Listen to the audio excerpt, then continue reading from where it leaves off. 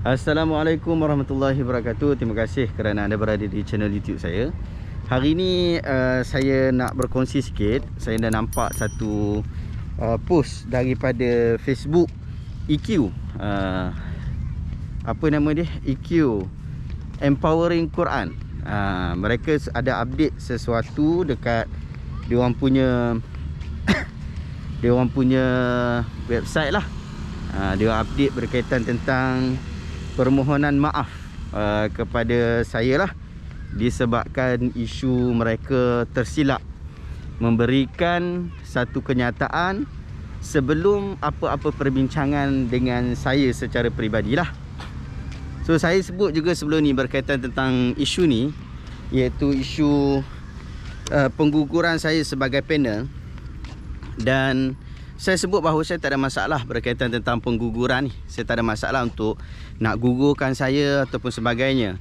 Cuma cara yang mereka tunjukkan tu adalah cara yang tak profesional lah.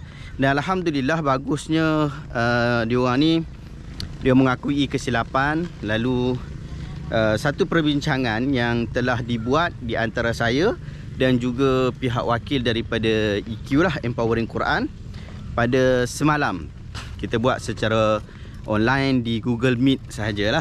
So kita buat pertemuan dan kita bincang berkaitan tentang isu itulah. Dan saya terimalah adalah beberapa perkara yang saya tak jelas dalam surat sebelum ni, yang mereka berikan 3 sebab itu. Saya tanya teruslah kepada pihak pengarah EQ sendiri, dan juga Fatin sendiri, berkaitan tentang apakah maksud-maksud dalam ketiga-tiga penyataan sebab yang mereka sebutkan. Dan mereka telah jelaskan kepada saya, antara yang mereka sebutkan adalah berkaitan tentang komen-komen negatif yang datang selepas daripada program. Dan saya juga dimaklumkan banyak haters yang muncul di dalam program tu, yang jarang ada dalam program-program mereka yang lain lah.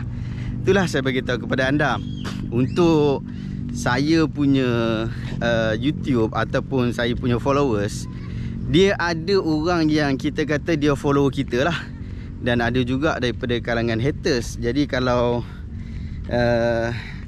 awak biasa dengan saya, awak tahu tentang bila saya buat apa-apa program, haters-haters ni akan masuk lah. Jadi bersedialah, sepatutnya awak kena bersedia dengan haters-haters berkenaan lah. Tapi mungkin mereka tak sangka, sebab program-program yang sebelum-sebelum ni ada program dengan, saya tengok ada program dengan Dr. Daniel, program dengan Ustaz Syari, program dengan Syazani, program-program dengan yang lain lah, ustaz-ustaz kita jugalah sebenarnya. Tak jumpa pula haters-haters kat situ. Tapi bila masuk dengan program dengan saya, haters-haters ni datang. Biasalah kan, saya ni bila saya buat program apa semua, YouTube ke apa, memang macam tu. Orang yang geng-geng haters ni akan datang, anonymous lah kan. Dia ni tak ada nama, tapi datang punya komplain macam-macam. Komplain daripada sudut kapasiti. Kita ambil tindakan macam ni. Kalau contoh awak rasa penceramah yang awak jemput adalah orang yang awak bersedia untuk terima dia ataupun mengambil manfaat ilmu daripada dia, jadi komen-komen netizen tu tak perlulah kita hirau sangat. Lagi-lagi geng-geng haters ni, haters ni gonna be hate lah. Satu lagi mungkin yang dimaklumkan kepada saya berkaitan tentang audience dia. Audience EQ ni bukanlah kumpulan sasaran saya lah. Yang saya dimaklumkan penyampaian saya pada malam itu kurang baik lah. Penyampaian saya pada malam tersebut tidak menepati kriteria yang mereka kehendaki, tidak menepati flow yang mereka nak. Jadi mereka kata saya tak sesuai lah. So sebenarnya kalau sekadar itu saja, saya pun boleh terima sebenarnya. Maksudnya mungkin saya tak cukup bagus ataupun tak cukup menepati kriteria yang mereka hendak.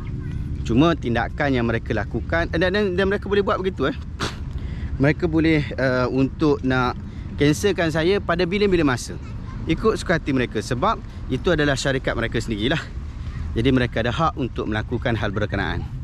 Cuma pengguguran saya dengan menghantar satu surat sahaja, just one paper sahaja, adalah cukup tidak beradab, dan mereka telah mengakui hal berkenaan dan mereka telah minta maaf secara terus kepada saya lah.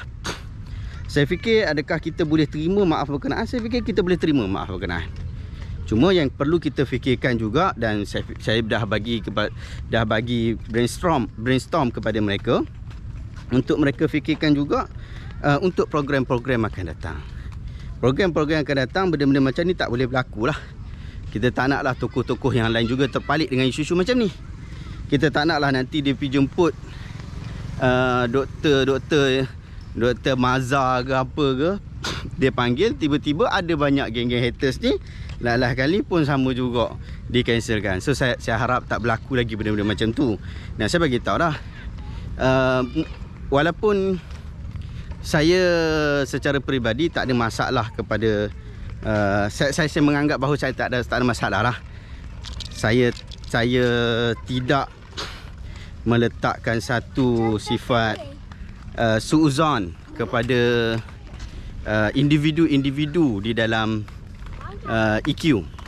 Sebab saya tahu budak-budak ni, diorang ni betul-betul nak ikhlas lah, kita kata ikhlas lah nak bagi pandai lah, asal kita kata dalam projek memadaikan umat dengan ilmu. Bagus daripada sudut hal berkenaan, cuma mungkin tersilap langkah satu dua. Jadi tak apalah, biarlah yang tu berlalu kan. Jadi cuma saya nasihatkanlah, jangan benda yang berlaku dekat saya berlaku juga dekat orang lain. Nanti kesian dekat orang lain, dekat penceramah lain kan. Jadi tak perlu berlaku macam tu lagi. Dan daripada pihak IQ sendiri, kena terus buat kerja lah.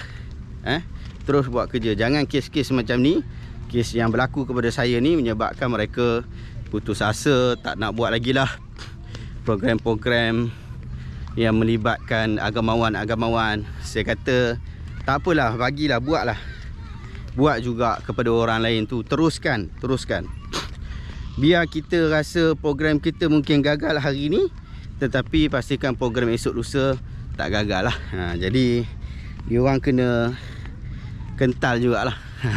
Seperti mana saya kental menerima apa, tohmahan-tohmahan yang tak sepatutnya dikenakan kepada saya.